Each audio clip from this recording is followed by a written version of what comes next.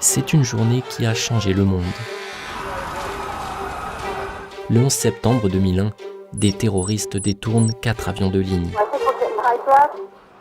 En moins d'1h30, ils les font s'écraser contre les tours du World Trade Center, le Pentagone et dans un champ de Pennsylvanie. Ces attentats sont les plus meurtriers que le monde ait connus. Nous allons raconter cette journée historique. Comment 19 terroristes ont mené ces attaques au cœur de la première puissance mondiale.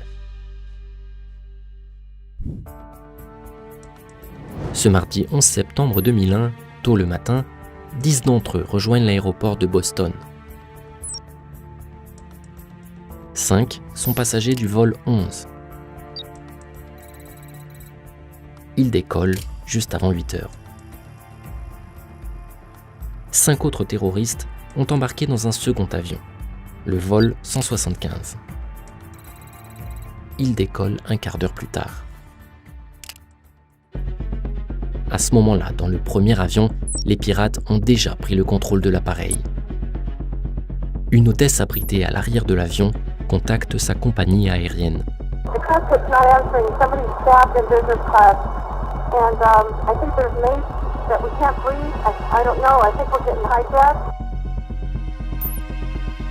L'avion pivote alors vers le sud. L'un des terroristes s'exprime depuis le cockpit.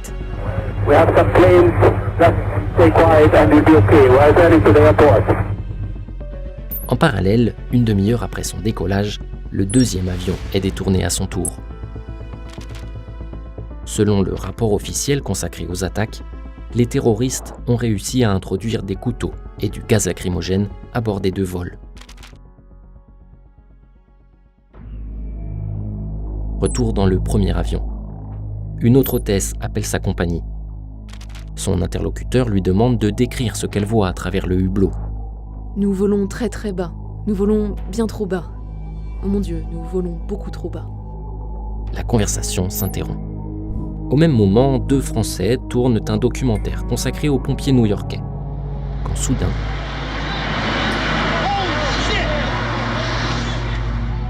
À 8h46, le premier avion s'écrase dans la tour nord du World Trade Center.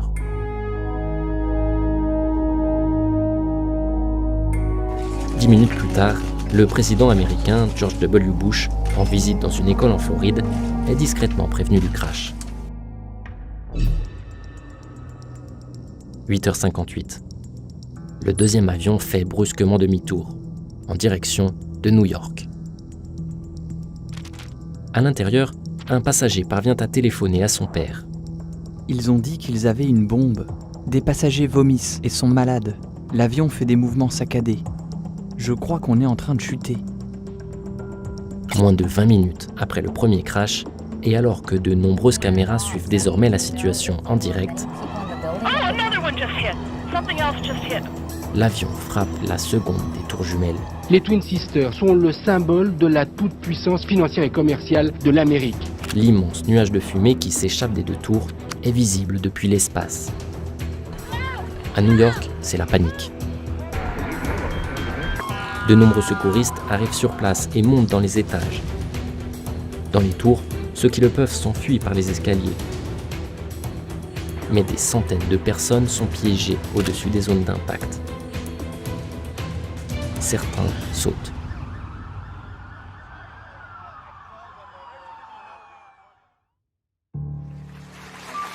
Le président Bush prend la parole.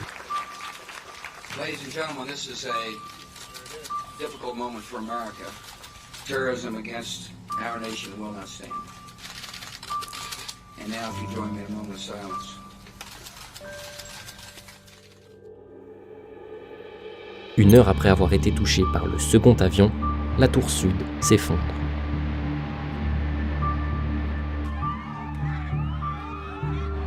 Une demi-heure plus tard, la tour nord tombe elle aussi.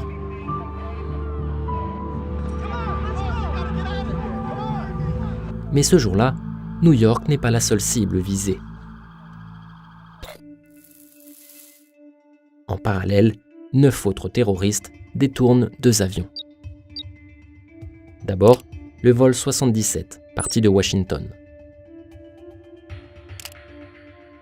Une demi-heure après son décollage, les pirates lui font faire demi-tour.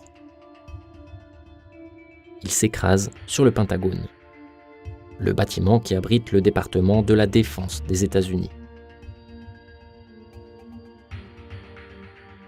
Enfin, le vol 93.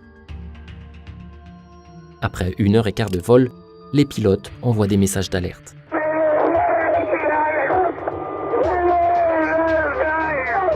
Mais les terroristes parviennent à prendre le contrôle de l'avion.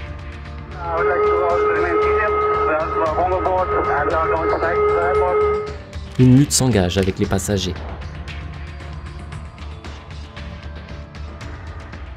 Les terroristes font alors s'écraser l'avion dans un champ en Pennsylvanie. En moins d'1h30, les États-Unis viennent d'assister à 4 crashs. George W. Bush prend la parole à nouveau. Freedom itself was attacked this morning by a faceless coward. And freedom will be defended. U.S. officials are saying that they now have new and specific information. Dans l'après-midi, un nom commence à être évoqué dans les médias. Good indications that people with links to Osama bin Laden may have been responsible for these attacks. En fin d'après-midi, la tour numéro 7 du World Trade Center, située au pied des tours jumelles et fragilisée par un incendie, s'effondre. Le soir, le président Bush s'exprime une troisième fois. The search is underway for those who are behind these evil acts. We will make no distinction between the terrorists who committed these acts and those who harbor them. Good night, and God bless America. Au total, les attaques du 11 septembre 2001 ont tué 2977 personnes. Et le bilan aurait pu être pire. Les crashs étant survenus assez tôt, un jour de rentrée des classes et d'élections municipales à New York, les tours étaient moins remplies que d'habitude. D'après un rapport technique sur l'effondrement des tours, cela aurait évité la mort de 14 000 personnes. Mais de nombreux Américains ont souffert de séquelles à plus long terme, notamment de cancer, après avoir respiré des poussières toxiques. Moins d'un mois après les attentats, les États-Unis entrent en guerre en Afghanistan, base arrière d'Oussama Ben Laden.